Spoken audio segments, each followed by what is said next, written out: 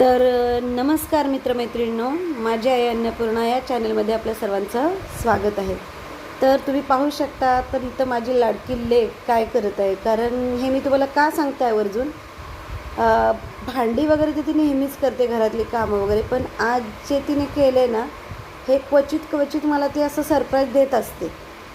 ती जसं तिला वेळ भेटेल तसं. आत्ता तर तिची 12 वेळ, म्हणून तिच्याकडे मी असं नाही म्हणत की मला तुझ्याकडनं भरपूर अपेक्षा आहे, तू हे केलं पाहिजे ते केलं पाहिजे. पण आत्ता जे मी तुम्हाला सांगते ना, ते ह्यासाठी सांगते की सकाळी मी लवकर पहाटे उठलेली 4:45ला.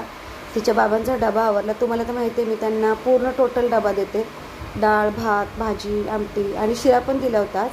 कारण ते सकाळी मी नाश्त्याला शिरा बनवल्यावर मला बोलले की अरे मला एवढा वेळ नाही आहे, मला जाऊ दे, मी कामावरतीच नाश्ता करेन, मला फक्त चहा दे. तर तिला नंतर मी अंघोळीला वगैरे उठवली, कारण क्लास होता तिचा 9चा.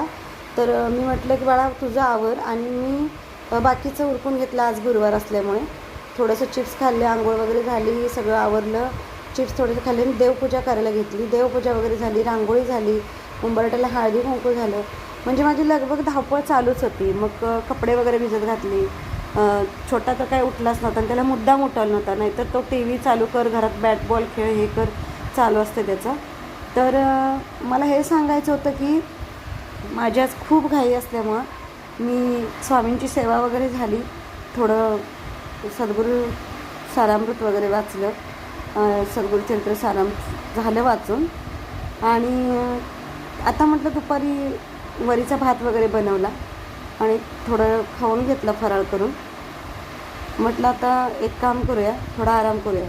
तोपर्यंत हिचा कारभार बघा. हिने भांडी तर घासली दुपारी तशीच ठेवलेली. कारण कशासाठी ठेवली होती, तर मी सकाळी लवकर उठल्याने माझ्या पाठीत जास्त दुखत होतं. मग मी म्हटलं तशीच असू दे. तर ही उठून हिने भांडी घासून आमरस पण बनवला, प्लस गव्हाचं पीठ घेऊन त्याच्यामध्ये आंब्याचा रस टाकून ते पुऱ्या बनवतात ना, ते बनवलं.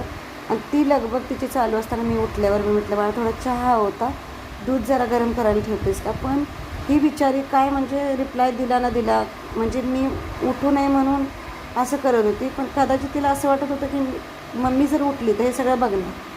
मग शेवटी तिने चहा ठेवला आणि मला बोलली की मम्मा चहा पण मी बनवलेला आहे, आणून देते थांब. पण मी शॉक झाले या गोष्टीला की मी म्हटलं जेवण वगैरे आवरायला पाहिजे, आता उठूया. पण तिने